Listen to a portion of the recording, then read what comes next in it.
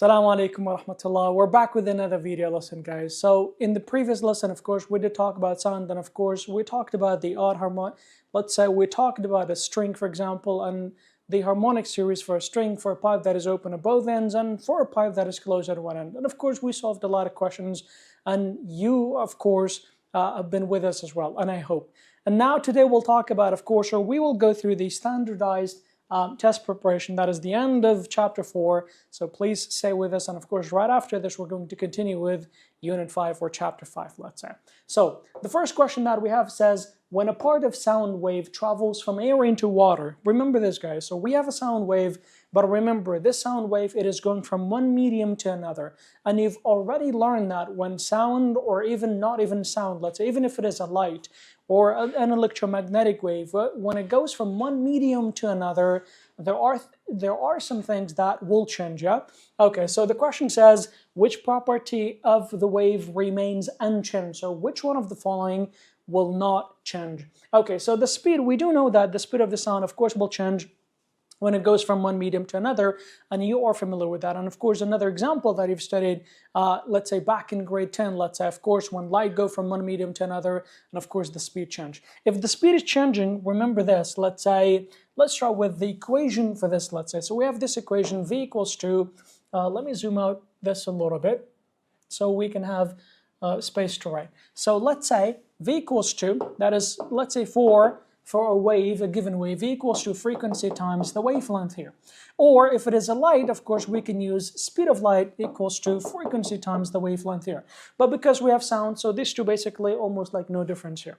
Okay, but what we have here is basically sound, so we're going to use this equation. So the speed is going to change. This speed, of course, when it goes from one medium to another, it will change. And of course, you can say, if the speed is changing, it changed because, or as a result of the change in the wavelength here. Okay, so the wavelength is changing, which leads to a change in the speed of the sound wave or the wave here. But what is one thing that never changes? The thing that never changes is basically the frequency of the sound. Because we've mentioned before that this frequency is basically the identity or the nature of the sound. So if the frequency changed, that means the sound have changed, which it doesn't matter. For example, if you send, let's say, a red colored laser light, for example, will it change color when it goes into water? No, because that red color is basically the identity of that wave, and of course it remains the same, but the speed and the wavelength will change for that. Okay, so it is the same thing here for sound. So we can say the speed changes, the wavelength will change, but the frequency will never change. Okay, so the question says, what is one thing that it doesn't change? We said the speed changes, the frequency doesn't change, the wavelength, of course, it is going to change. What about the amplitude? The amplitude will change as well, because you can say amplitude carries the energy for that wave. So when it goes from one medium to another, of course, there's always some energy will be lost. That is because it might transmit into the medium of let's say, or that medium, let's say, in general. Okay, now we have second question says, what is the wavelength of the sound or of the sound wave shown in the figure below?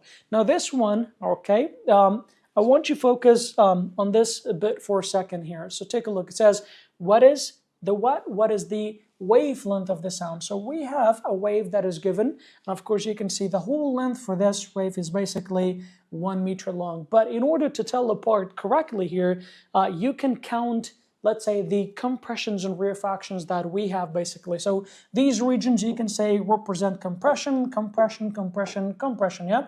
And of course the wider regions you can say it represents the rarefaction. So starting from this point here, you can say, by the way, it doesn't start right at this point here, so there's 2 above or 2 ahead, you can say. So starting from this to ahead, that is basically one wavelength. And of course, you do know that, okay? And then from this one here to, let's say, to the other one here, that is, of course, let's say another wavelength, yeah? So, and then one more here, that is, let's say 3, and of course this one is going to be 4 wavelength. So how many wavelengths do we have in total? We have 4 wavelengths. And of course you can see here, I have, let's say, 4 compressions and 4 rarefactions. That is another way to tell that we have 4 wavelength here. Okay, so now how do we find the wavelength in this case? So we can say, of course, the wavelength here, or we can say, let's write it here. So 4 wavelength equals to 1 meter long, yeah? And of course, we want we are trying to find the wavelength here. So we'll say the wavelength equals to 1/4 meter. Okay, so and of course 1/4, that is basically 0.25 meter. That is basically the wavelength of this wave right here. So which one of these will be the correct answer? And of course that is option D here. All right, moving forward, it says if a sound seems to be getting louder, guys, remember this, we're talking about a sound that is getting louder here. So for example, when I talk, let's say normally, and then out of the sudden I talk louder, yes? So if I'm talking louder, where's this? Okay, which of the following probably increasing, yes? Is it the speed of the sound? No, because if I'm talking about, let's say I'm talking in the air, so the speed of sound in air is given the same temperature is always the same, yes? Okay, what about the frequency? It is still my voice, yes? So when I speak louder, you can still recognize my voice. That means the frequency didn't change, so it is still my voice.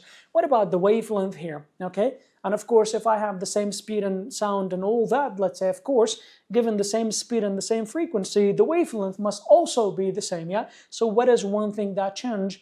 And of course, that is the intensity, okay? Remember we said intensity is directly, or you can say related to what? Related to the loudness here.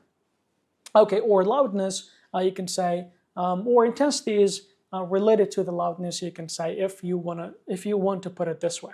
Okay, now so for question 3, the correct answer is going to be option D here. So when you talk louder, okay, when you're talking louder, the intensity have increased. Okay, now as for question 4 says, the intensity of a sound wave increases 1,000 times. What is this increase equal to in decibels? Okay, so let's make a pause on this and solve this one together. Okay, it says we have a sound, but the intensity of the sound is going to increase. As you can see here, the intensity of the sound increases 100 times. So let's say we have a sound, we don't know the intensity of sound. We can call it what? We can call it I1, let's say.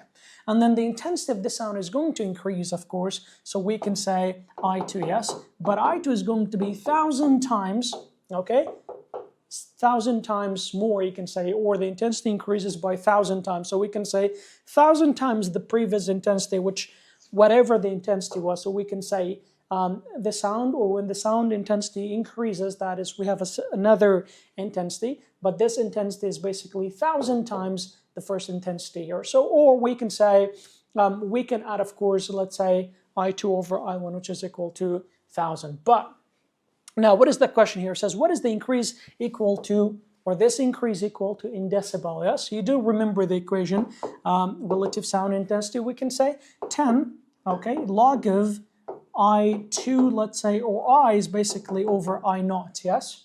Okay, but remember, this is the intensity that is going to increase, or we can say, by the way, for this I0 here, we can say I1, okay? Since we're going to use this one here, or that it, assuming that this is the first intensity here. So we can say 10, okay, 10 log of, okay, this is I2, let's say. What is I2 now? It is 1,000 times I1 here divided by I1, you can say. So this two, of course, cancel out. Now 1,000 becomes 10 to the power 3, yes? And of course, 10 to the power 3, or log of 10 to the power 3, that is 3. So we can say relative sound intensity is 3 times 10. And of course, in this case, it becomes what? It becomes 30 decibel. And of course, this is the correct, or this is the final answer. So do we have this as an answer? That is going to be 30 decibel, yes? And of course, 30 decibel is going to be option C in this case. Right, let's get it back. That is going to be option C. Okay. Right, I think,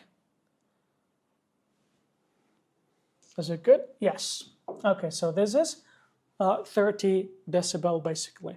Now take a look at question 5 here. It says what? Doppler effect occurs in all but which of the following situations? So we have basically 4 situations. Doppler effect happens in 3 of them, except in 1 of them. Which one is this? And if you do remember, when we were talking about Doppler effect, we said as long as there is a relative motion between the observer and, let's say, the source, of course there will be always Doppler effect, yeah? But of course, if there's no relative motion between the two, then of course there's no relative motion, or you can say there is no Doppler effect. So once again, Doppler effect is the shift in the frequency that is observed, basically. Okay? When we say relative motion, that means one of them must move, let's say, closer or further, let's say, to the other one. What if the two were moving both together at the same speed in the same direction? Then, of course, Doppler effect will not happen. But what if one of them, or both of them, move in the same direction, but one of them is faster than the other one, then, of course, Doppler effect would still happen or take place, or it will be observed there. So Doppler effect occurs in all but one of them, right? It says a source of a sound moves towards a source of sound, let's say, moves toward the listener. So in this case, the source is getting closer to the listener, so it takes place. A listener moves toward the source, so there is again relative motion. The listener is approaching. And then C says a listener and the source of sound remain at rest with respect to one another or to each other. If that is the case, then of course no Doppler effect takes place, no matter how fast they are moving, but because there is no relative motion between the two, so no Doppler effect. So in this case, we can say the correct option in this case is going to be option C here. What about D says a listener and the source of sound move toward or away from each other? As long as there is a relative motion between the two, Doppler effect will take place or will happen. Now, as for question 6, it says, we've solved questions like this, but of course we're going to do this one again. If the distance from a point source of a sound is tripled, by what factor is the sound intensity changed? We said, basically, sound intensity is directly proportional, okay? Or you can say inversely proportional. Sound intensity is inversely proportional with what? With 1 over the radius, with 1 over, the, let's say, the distance square here. So in this case, basically, it says the distance is what is tripled. What is tripled? That means basically becomes 3 times further, yeah?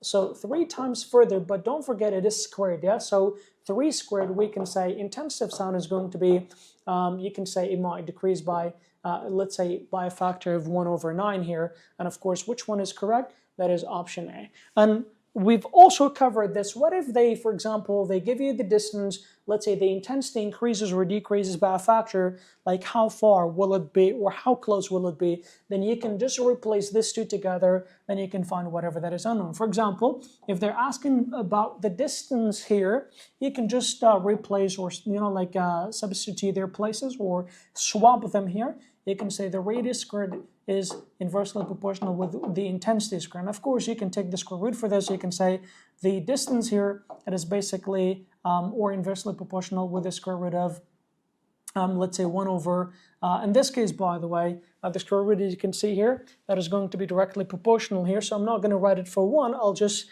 say, because the square root of 1 is still 1 here, for 1, yes? And of course, we can say inversely proportional with the square root of I in this case. So of course you can find out whatever that is unknown here. That is for question 6, yeah? Now for question 7 says, why a dog hear a sound produced by a dog whistle, but its owner cannot, yeah? So remember this, we don't hear all the sounds, yeah? And of course, for a lot of reasons, maybe the sound is not in the audible range, that is one thing, or maybe the intensity of the sound is not loud enough or big enough for us to hear. In this case, of course, if it is a dog whistle, let's say the person will be blowing air to the dog whistle with, let's say, hard enough in this case. Yeah? So there's nothing with the intensity of the sound. Okay, but what is the reason why we don't hear that? Because the intensity that this dog whistle makes, it must be higher than the the frequency. The frequency that the dog whistle makes must be way bigger, let's say, or out of the audible range, let's say, yes? So in this case, we can say because the frequency that the dog whistle makes is bigger than the frequency that, or let's say 20,000, because that is the maximum limit of the frequency that humans can hear. So dog detects sounds of less intensity than human do. That is not the reason why, okay?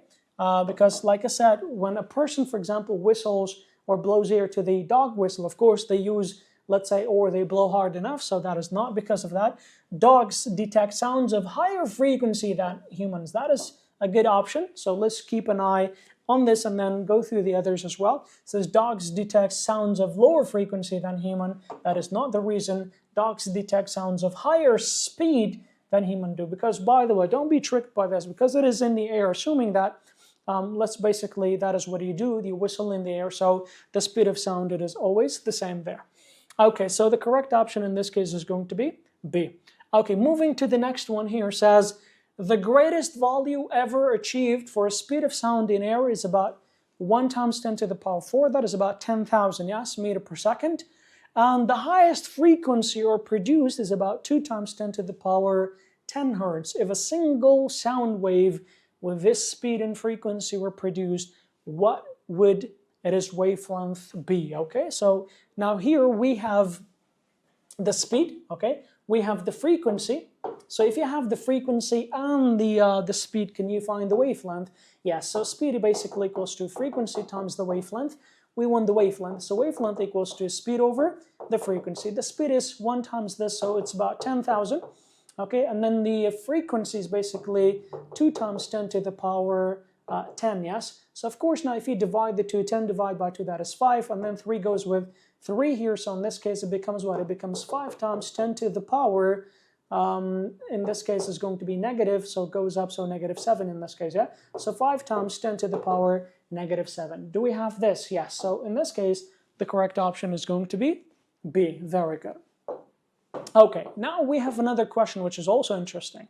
It says the horn of a parked automobile is stuck. So sometimes you might see, for example, a person tries to, let's say, open the door, or maybe something goes wrong, so the horn goes off, yeah? So it keeps, let's say, keeps the sound on. So if you are in a vehicle that passes the automobile as shown below here, so what is the nature of the sound that you hear? So basically, you are at this point here. Let's say this is the observer, okay? And by the way, you're inside a car in here. So take a look at what happens if I extend these circles, like do it a little bit more in here. So as you can see here, at this point here, the sound, you can say you would be getting closer to this, to the source of sound. Once you're getting closer, so what is the nature of the frequency that you are hearing? So let's say this is the frequency of the source, and the frequency that you are hearing, of course, is going to be louder than this.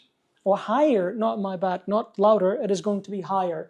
Why? Because you're basically approaching this. But what happens as you pass by the car, let's say, or this automobile? In this case, of course, this high frequency, it is going to get lower and lower and lower. What about at a point here, let's say? So assuming that this point A at a point B. At a point B, you are moving away from the source. If you're moving away, we've learned that as you get closer, the frequency here is going to be higher. As you move away, the frequency that you hear or observe is going to be lower. So you can see at a higher frequency, it is going to get lower and lower and lower here. So we can say from a higher frequency, it is going to get lower and lower here. Okay, because at this point you'll be approaching, and at this point here you would be moving away. So that is the nature of the sound. So what are the options that we have, and which one of them is correct? It says the original sound of the horn rises in pitch.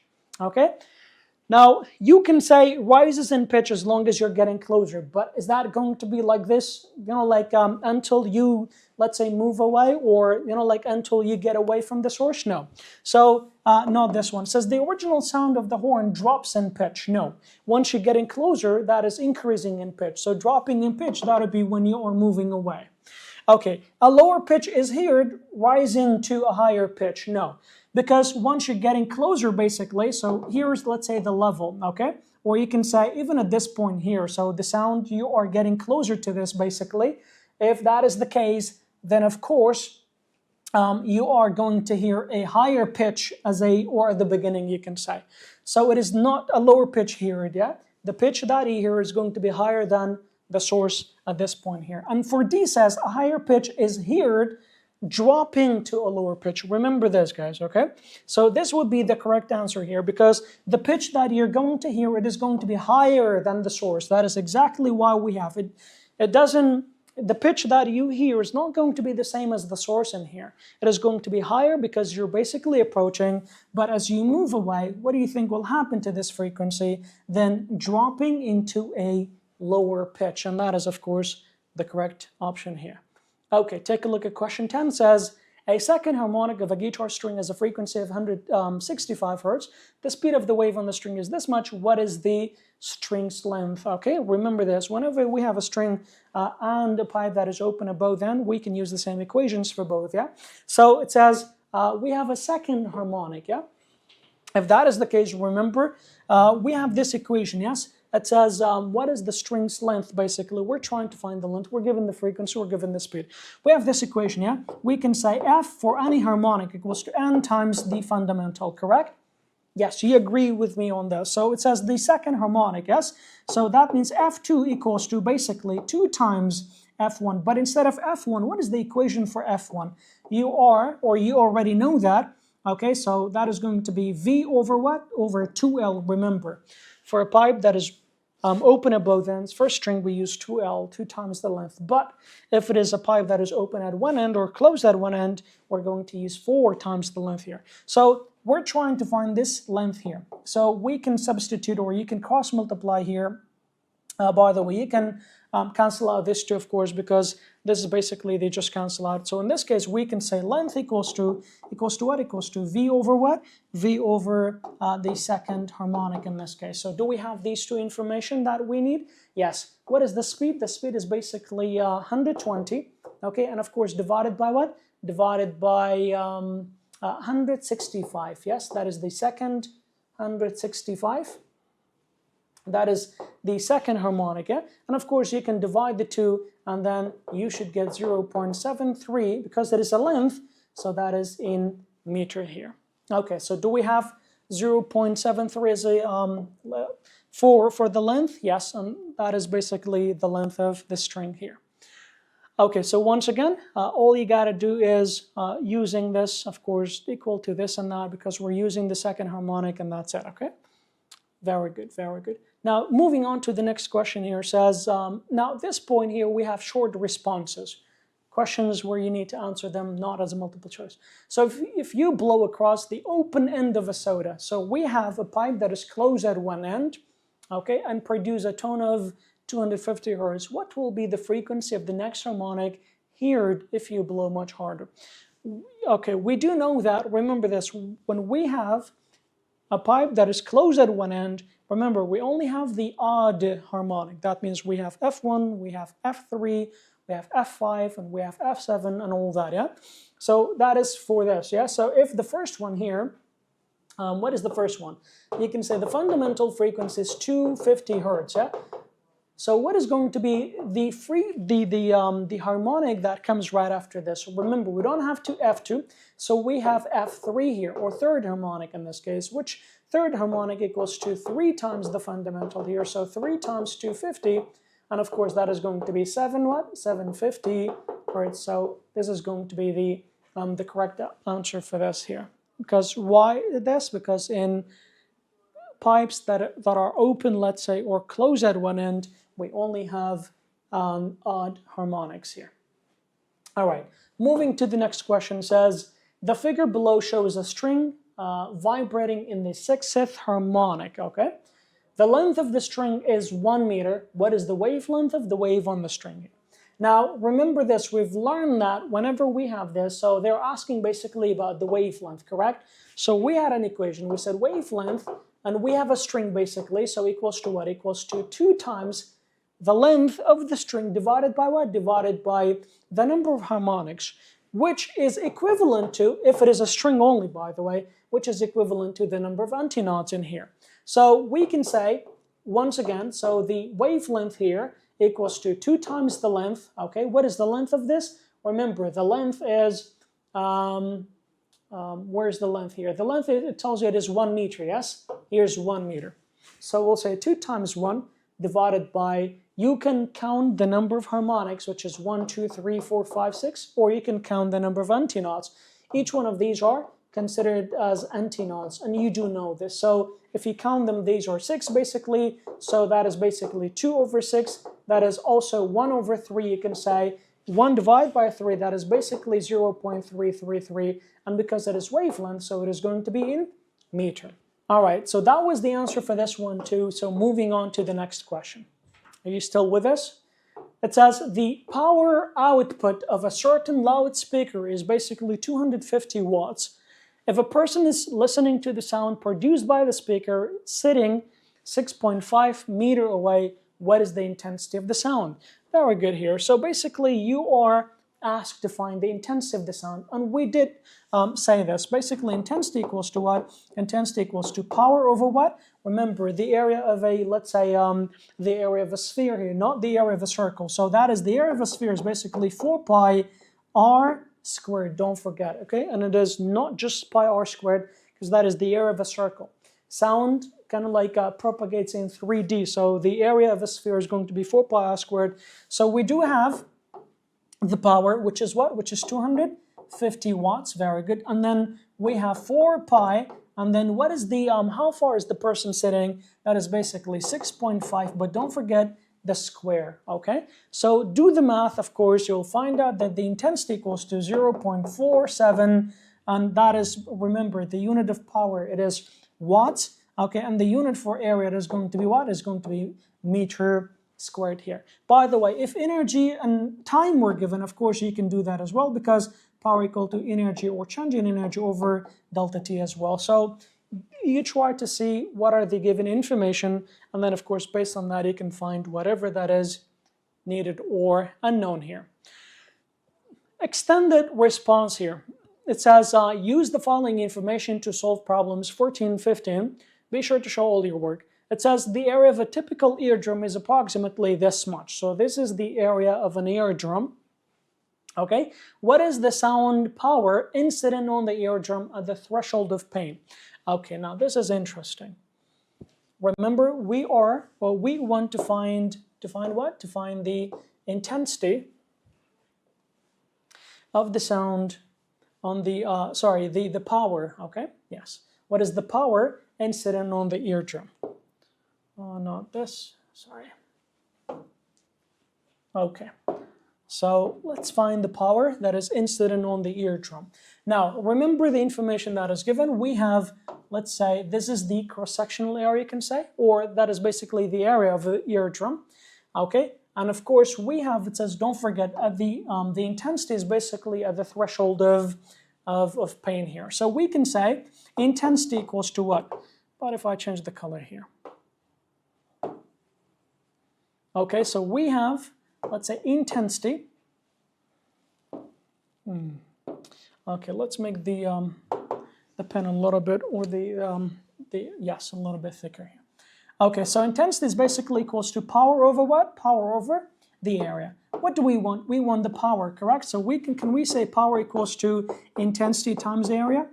Very good, yes. But what is the intensity? It says at the threshold of pain, and you do know that we have intensity at threshold of pain, let's say, equals to what, if you remember, yes? Threshold of pain is basically 1 watt per what? Per meter squared. What about the threshold of hearing? Threshold of hearing is going to be I naught, which is basically 1 times 10 to the power negative 12. That is basically watt per meter squared. And of course, you do know this one as well. So at this point here, we are trying to find the power. So once again, power equal to the intensity, that is basically 1 times, what is the area? It is basically 5 times what? Times 10 to the power negative 5. So, and of course, now this times this, you still get a power of, let's go back to this. So the power is still basically 5 times 10 to the power negative 5, but don't forget the unit of power, which is watt in this case. And that is, of course, the answer to this question here. So remember this. Okay, moving to the next one here says, what is the sound power incident on the eardrum of the threshold of hearing? So you're going to do the same process, except that instead of using I as 1, of course, you're going to use I, or the sound intensity at the threshold of hearing. So this time you're going to use this, and here's the area. Once you multiply the two, of course, you get this one as a result. Okay, and since it is power, it is in watts. Now, as for the next one here, says what? Use the following information to solve problem 16 to 18 here. Be sure to show all your work. It says a pipe that is open at both ends. Remember, we have a pipe that is open at both ends, okay? At both ends here. Okay, and it has a fundamental frequency, so F1. When the speed of sound is this much, Okay, how long is the pipe? So we've solved a lot of questions like this. If not, let me just give you the equation so where you can do that, yes? So it says fundamental frequency. Okay, let me write it here. So fundamental frequency equals to what? Equals to, we can say, if that is the case, we have this general equation, Fn equals to what? Equals to n V over, remember, it is open at both ends, don't forget, okay? So that is 2L. If it was one end, then of course it would be 4 times the length here. So if that is the case, then if it is 1, so it's going to be 1 times V over 2L. So what are they asking us? How long is the pipe? So find the length of the pipe in here. Okay, so that is this. You can switch this to or swap them here. So the length basically becomes what? Becomes V over 2 times the fundamental frequency. Now plug in these numbers, you can find the length of the pipe, and that's it. Okay. Now for the next one, which is basically, that is the answer as you can see here. Okay, for the next one says, what is the frequency of the pipe's second harmonic? Because it is a pipe that is open at both ends here. So once you have the fundamental, 2 times the fundamental, that is going to be the second harmonic. Remember, for a pipe that is open at both ends, we have all the harmonics here. So n equals to 1, 2, 3, and all that. So you do have F1, yes? You are trying to find F2. So F2 equals to what? 2 times F1. You do know that because you have all the harmonics. So 2 times F1, you'll be able to find the second harmonic. Okay, now take a look at question 18. Says, what is the fundamental frequency of a pipe when the speed of sound in air reaches 367 meters per second as a result of a rise in temperature of the air here? So find what? What is the fundamental frequency? So you've learned that pipe, remember, of this pipe, we're talking about the pipe that is still open, yeah, at both ends here. So find what? Find the fundamental, but this time, remember, the speed is going to change here. So we'll say, again, right, just the equation, fundamental equal to n, which is n is 1 because it is fundamental. That is basically speed divided by 2 times the length in here. So 1 multiplied by, the speed is going to rise to 367 divided by 2 times the length. Okay, what was the length? Remember, as a matter of fact, it says find the length, yeah? It says, what is the fundamental frequency here? So my bad. Of this pipe when the speed of the sound in air increases to this much as a result of this one here. So in this case, the length that we have, and by the way, so not this one, the length that we have, you can add this one to the length, which is basically 0.363. That is this. So find the fundamental frequency here. So as for the fundamental, 2 times 0.363, and then of course you can find the answer, which is going to be what? 506. Let me erase this. Which is going to be basically 500. You can use a calculator.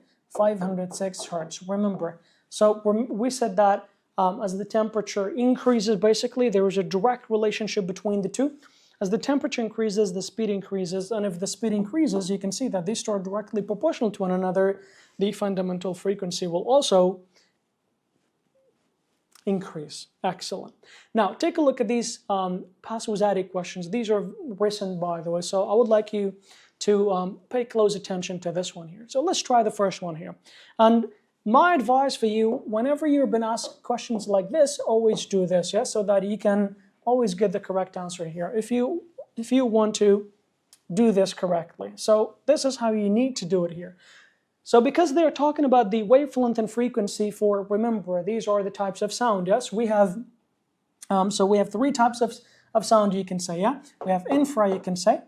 Let me write it smaller. So we have infra, and of course we have audible, all right? And of course we have ultrasound, you can say, or, yes, right? We can say ultrasonic sound, yeah?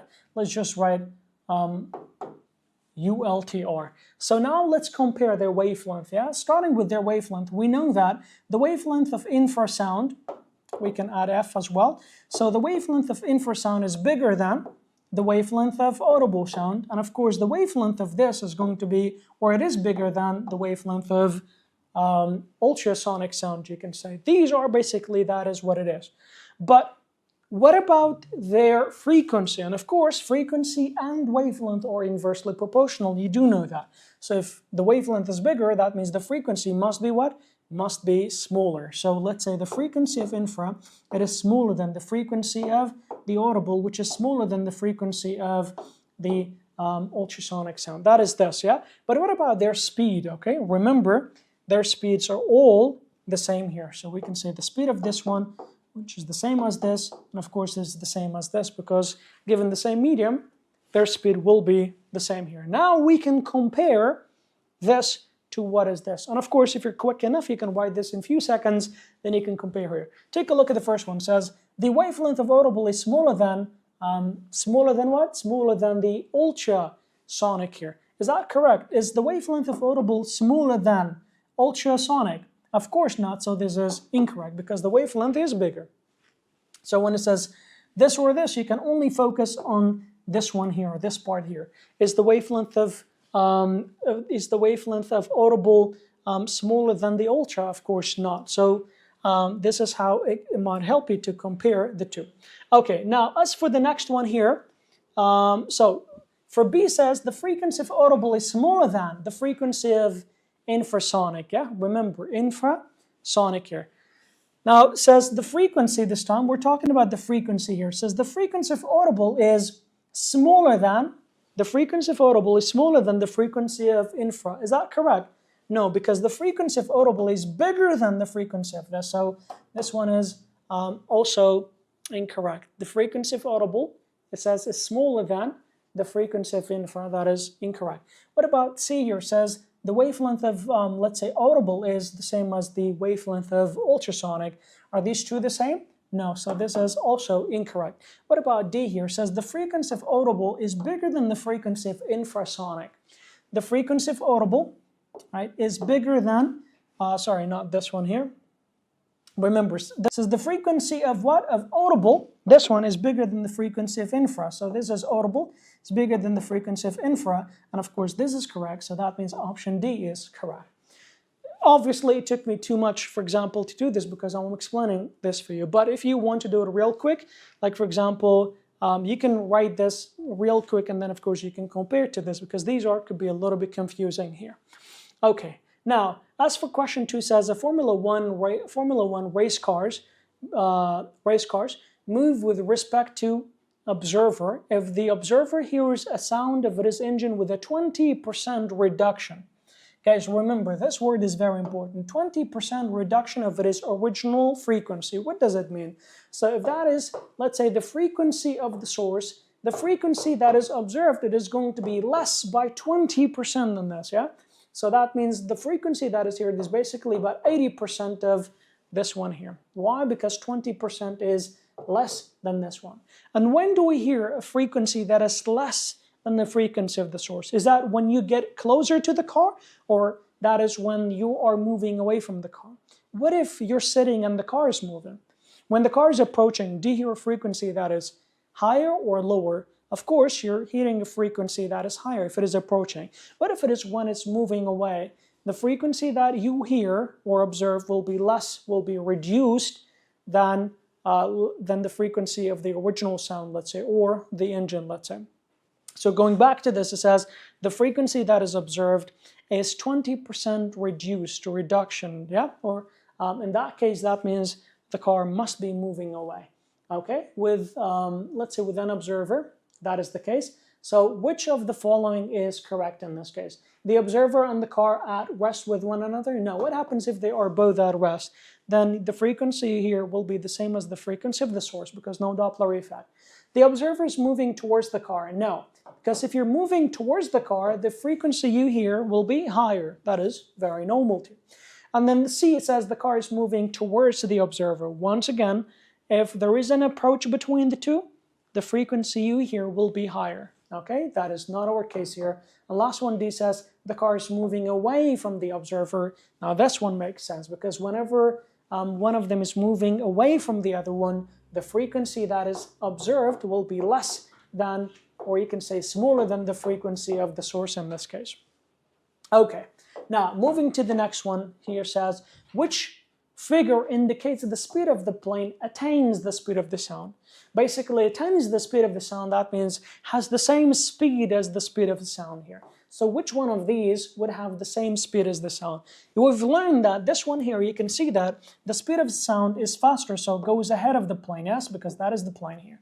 But this two you can see here, okay, the plane and the speed of sound basically the same, yes? What about this one here? Basically, this plane is moving faster than the speed of sound, so the speed of sound will be less than this. So based on this, now the correct answer is going to be 2, because these two have the same speed. The plane and the speed of sound would be having the same speed in this case. So the correct option is going to be option B.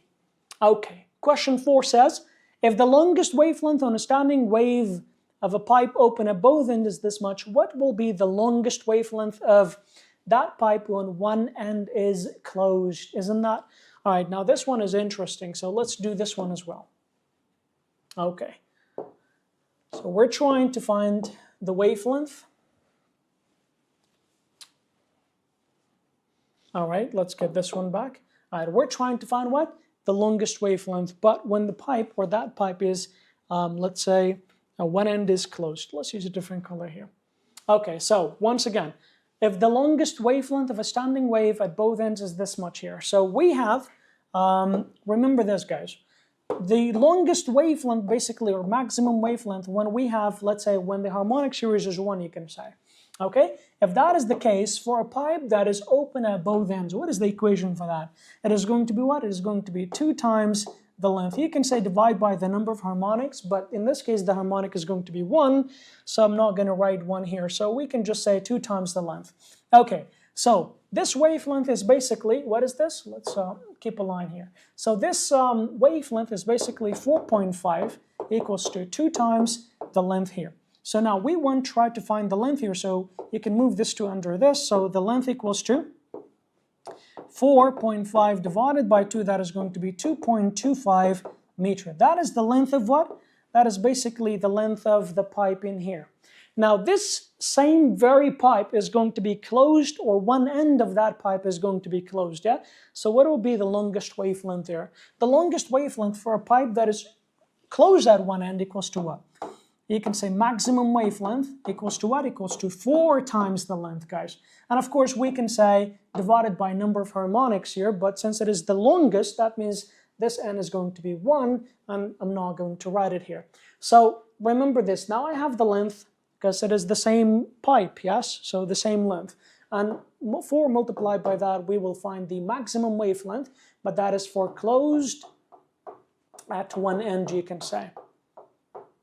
Okay, so in this case, we'll say 4 times, what was the length? 2.25, yeah? So in this case, 4 times 2, that is basically, yes, 4 times this length. So that is basically 8, and of course, 4 times a quarter, that is another, that is 1, so it's going to be a total of 9. So since it is wavelength, maximum is going to be 9 meter. Do we have 9 meter? Yes, and that is option A. Okay, very good. Moving on to this question, it says, a baseball coach shouts loudly at an umpire standing 5 meters away. If the sound power produced by the coach is pi times this, what is the decibel level of the sound when it reaches the umpire? And of course, we've solved this very same question previously in the previous video lessons, but I'm going to redo this one for you just in case.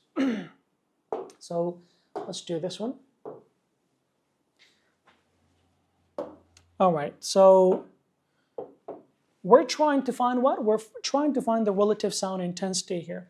Okay, so what is the relative sound intensity equals to? We've learned that relative sound intensity equals to 10 log of, okay, the intensity of sound divided by the intensity of, let's say, threshold of hearing here. So this is basically I naught is 10 to the power negative 12. You do know this one. But do I have the intensity? No, I don't have. So how can I find the intensity? I think I'm writing too big here. All right, so now remember this, we're trying to, now in order to find the intensity, you're given some other information, let's say, so you can find the intensity. Once you do, then you can plug it into the equation, and then you will be able to find this. So let's do this one. What other information is given, guys? So standing at 5 meters, isn't this the radius? Yes, or the distance, you can say. And of course, produced, and this number here says the power of the sound that is produced is basically this much. So I'm given, let's erase this, you're given the distance and the power. If you're given the distance and the power, will you be able to find the intensity? Yes, and once you find, you can plug it in here. So you're given the distance, which is what? Which is 5 meters. You're given the power, which is pi times 10 to the power negative 3. Okay. Now using this, I can find the intensity, because intensity equals to what? You tell me. Intensity equals to power over the area. But what area, guys? Area of a sphere. So let me not write area. I'll just go with the equation right away. 4 times pi times what? Times r squared. Don't forget. Okay, so now let's do this one again. The power that I have is basically pi times 10 to the power negative 3. And then divided by 4 pi times 10 to the, not this, 4 pi, let's go back. Okay, 4 pi times basically the radius, which is, or the distance, which is 5, but don't forget it is squared, yes? So now I can cancel out a few of these terms here. So this goes with this one here. My bad. Okay, so not this one, the other one. So let's get back to this. So pi and pi will cancel out here. So what is left now? 4 times 5 squared, that is 25. So 4 times 25, that is 100, yeah? And this is 10 to the power negative 3. This 100, that is 10 to the power 2, yeah? If it goes up, becomes 10 to the power what? 10 to the power negative 3 times 10 to the power negative 2. You can do or use the calculator. That is 10 to the power negative 5. Remember, because it is intensity, that is watt per meter squared. Okay, that is the power. Now we'll write this one into this equation. We'll say, now the relative sound intensity, or decibel, you can say, level of course equal to 10 log of, okay, now we have 10 to the power negative 5 over 10 to the power negative 12. This negative 12 goes up, or you can use a calculator, and you will get 10 log of, okay, and of course this one going to be 10 to the power 7 here, because this negative goes up, becomes positive 12. Positive 12 and negative 5, that is positive 7 there. So of course now use a calculator. Log of 10 to the power 7, that is basically 7. So it becomes 10 times 7. In this case, 10 times 7, that is 70 what? 70 decibel. So the relative sound intensity, or the decibel level, equals to 70 decibel. Do we have this? Yes, and that is option D. Okay, let's circle option D as well, just in case. And that is option D here. Now, do you remember this diagram, okay, or this picture, let's say? It says if a pendulum number 2, which one is number 2? That is this one here, okay? It says is set in motion, which one of the pendulum will oscillate with the larger amplitude? Because you do know that, for example, when the length of these two are the same, that means they have the same frequency, correct? So if 2 is set in motion, which one of these would oscillate with the largest amplitude? In this case, of course, is going to be pendulum 4. Why? Because they have the same natural frequency, you can say. These two are going to oscillate, but of course less compared to 4, which is, in this case, the correct option is going to be C. All right, and that was all about Unit 4, okay? So in this case, and by the way, we're going to, in the next lesson, inshallah, we're going to start with Chapter 5. Chapter 5 is a very interesting chapter, and I hope you keep watching this. So till then, keep practicing, and I'll see you soon, inshallah. Assalamu alaikum wa rahmatullah.